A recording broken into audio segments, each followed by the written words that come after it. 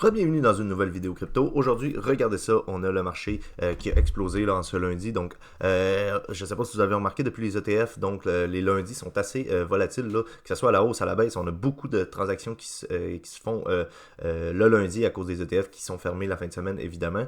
Donc, les marchés bougent beaucoup le lundi matin. Et là, qu'est-ce qu'on a vu ce matin? On a vu le Bitcoin qui a passé d'environ 69 000 à 72 000, 3 ou 72 400 $ environ, peut-être un petit peu plus haut. Là, on stagne environ à 71 900 $ pour l'instant. On a l'ETH à 3628 avec plus 6%, donc dans le vert foncé. Et on a quelques cryptos dans le rouge, là, comme le Solana. Ici, qu'est-ce qu'on voit? Le XMR, MKR que je connais pas, l'Engine, oui. Donc, quelques cryptos dans le rouge, mais en majorité, on est dans le vert. Quelques cryptos dans le vert foncé aussi. Le VeChain qui performe plutôt bien. Le OP, le NEAR, donc ces cryptos-là qui sont dans le vert un petit peu plus foncé, mais on a le WIF aussi ici qui est dans le vert très foncé, donc même plus que le TH ici, là, je ne sais pas c'est quoi le pourcentage, mais on a le marché en tant que tel qui est dans le vert. Qu'est-ce qu'on va aller voir aujourd'hui? On va aller voir des graphiques donc du Bitcoin sur du court terme, sur du long terme et des whales qui accumulent. Donc les whales, on va parler d'ailleurs de MicroStrategy qui est dans le vert très très foncé, donc son portefeuille qui est à plus de 7 milliards de gains, je pense. On va aller voir ça ensemble tantôt, donc on va corriger si le montant est plus élevé ou plus bas. Ensuite de ça, on va finir avec la BTC dominance. Donc, très intéressant de la BTC dominance. On a cassé la trendline en ce lundi. Donc, on va aller voir ça à la fin de la vidéo. Donc, restez jusqu'à la fin. On commence ici avec donc Crypto Rover qui nous a mis la target de ce triangle symétrique ici. Donc la target est au niveau des 85 000. Donc 85 000 ici, si on prend l'entrée avec la hauteur ici, donc exportée à la sortie du triangle. Et si on l'avait cassé à la baisse, donc on aurait peut-être une target au niveau des 56 000, 55 000 environ. Mais là, on a une target donc au niveau des 85 000. Donc cette semaine ici devrait être intéressante. Donc ça, c'est un graphique en daily, donc chaque chandelle une journée. Donc d'ici les 7 prochains jours, on devrait avoir une tendance haussière. Peut-être pas aller chercher les 85 000 cette semaine, mais au courant des 2-3 prochaines semaines, d'après moi, on devrait être bon pour aller chercher cette target-là. Mais on peut avoir des manipulations à la baisse, évidemment, donc faites attention à ça. Ici, qu'est-ce qu'on voit? Donc, ici, très intéressant, les mêmes graphiques de 2020 et actuellement, donc 2024. Le halving de 2020 ici, donc à partir du début de cette zone verte-là, et le début du halving, le début de la zone verte ici correspond au halving qu'on va avoir dans quelques jours. Donc, le halving qui est, si je ne me trompe pas, le 20 avril au niveau de ces jours-là. Donc là, on a environ 330 jours du début du halving jusqu'à la fin pour avoir trouvé notre top avec un 678% de hausse sur le Bitcoin. Évidemment, les altcoins ont pris beaucoup plus que ça, mais ici, c'est que le Bitcoin en weekly, donc chaque bougie une semaine. Donc, on a eu 330 jours, donc pratiquement un an, un petit peu moins qu'un an de hausse. Et là, on est où? Ben, on n'est même pas encore rendu là au halving et on a déjà connu un ATH. Donc ça, c'est la première fois que ça arrive, un ATH avant le halving. Mais dites-vous qu'on a encore beaucoup de hausses là, devant nous. Donc, continuez d'accumuler encore. Nous sommes dans des opportunités encore très très bonnes, je pense. Et j'espère que vous avez accumulé au cours des précédents mois parce qu'on a eu des zones d'achat incroyables là, avec un Bitcoin sous les 30 000. Je pense que c'était les meilleures opportunités. Mais on a encore quelques opportunités aujourd'hui, là, actuellement. Là, donc, d'accumuler un petit peu avant la ligne et peut-être un petit peu après, là, avant de voir des phases exponentielles. Là, donc, on va connaître un petit peu comme ici en 2020, fin 2020, début 2021.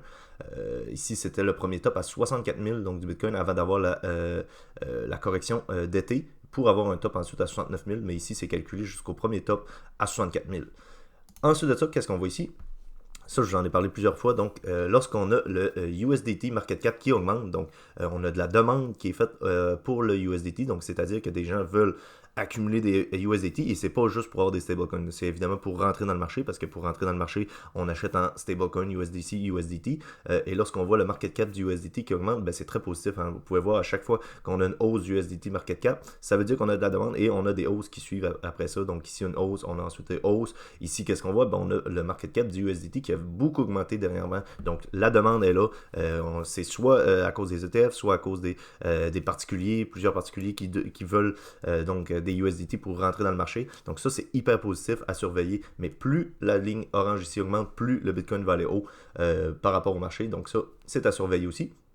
Ici, qu'est-ce qu'on voit? Donc, par rapport aux baleines qui sont en train d'augmenter dans la bonne direction, tandis qu'on a ici les wallets, donc les portefeuilles qui ont moins de 100 BTC, qui ont perdu, qui ont dumpé, dans le fond, qui ont vendu 0,7% de Bitcoin, la totalité de la supply du Bitcoin dans les 3 derniers mois, tandis qu'on a les grosses whales ici qui ont entre 100 et 100 000 BTC, donc ça c'est énorme, qui ont accumulé plus de 1,4% de la totale supply du Bitcoin dans les 3 derniers mois. Donc, est-ce que vous voulez être avec les petites baleines ou avec les grosses baleines? Donc, ici, les petites baleines, on peut même compter les particuliers là-dedans. Là. Donc, en dessous, oui, c'est beaucoup 100 BTC, mais on voit que ceux qui ont entre 100 et 100 000 BTC, donc ça, c'est les plus gros acteurs du marché qui ont accumulé. Donc, est-ce que vous voulez être dans le camp des acheteurs ou dans le camp des vendeurs? Donc là, on voit qu'il y a de la demande, encore une fois, avec ici les baleines qui veulent acheter. Et ça correspond peut-être ici donc à la demande de USDT. Donc, est-ce que c'est ces grosses baleines-là qui offrent la demande pour les USDT? Donc, probablement que oui. Donc, ça, c'est très intéressant. Et parlant de baleines, donc, on a ici MicroStrategy. Donc, tantôt, je parlais de 7 milliards. Donc, c'est même plus que ça. On est pratiquement à 8 milliards. Donc, à 104% de rendement ici sur le portefeuille de MicroStrategy, qui, évidemment, a accumulé beaucoup de Bitcoin au cours des derniers mois, dernières années. On a tous les points verts ici, donc qui correspondent aux achats, et ce n'est pas proportionnel évidemment. Là, donc je sais qu'il y a des gros achats des fois qui sont faits, des fois c'est des plus petits achats, mais la moyenne d'achat du Bitcoin pour eux est environ ici, donc au niveau des 35 000 à peu près, là, et on est actuellement à 70 000 donc ça correspond évidemment à x2, 104% c'est x2, donc de 35 000 à 70 000, on est à x2, donc ça ici c'est très très bon. Donc là, la totalité du portefeuille est à 15,5 milliards de dollars, donc ça c'est exceptionnel, et je pense qu'ils ont investi environ, on doit être pas loin de 7,8 milliards avec un rendement de 104, donc 7,9 milliards de gains supplémentaires pour ce portefeuille-là, donc ça c'est exceptionnel, bravo à eux, surtout à Michael Saylor évidemment. Et ici, on va terminer avec la BTC dominance. Donc ça, ce graphique-là, on va aller le voir sur du plus long terme pour vous remettre à jour. Donc je l'ai montré plusieurs fois. Donc là, on est en weekly ici aussi. On n'a pas la partie ici. Là. Je vais essayer de le refresh peut-être là, pour aller chercher la partie avant. Parce que c'est intéressant de voir pourquoi les lignes ici sont tracées. Parce qu'ils correspondent aux touches des mèches et des bougies.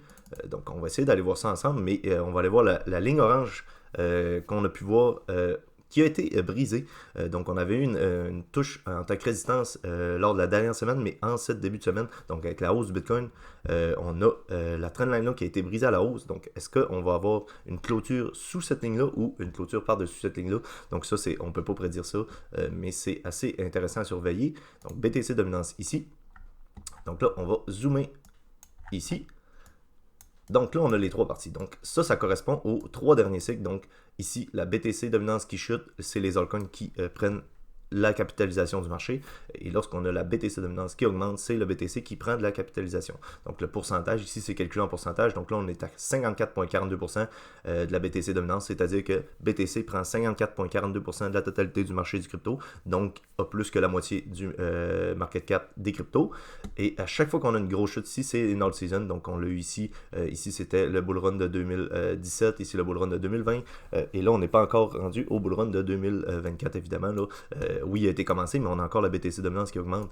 Donc ici, on avait la BTC dominance qui augmente. On n'avait pas eu de retournement de tendance encore. Et ici, c'était plus droit, là, mais à chaque fois, on a une all season lorsqu'on a une grosse chute de la BTC dominance ici.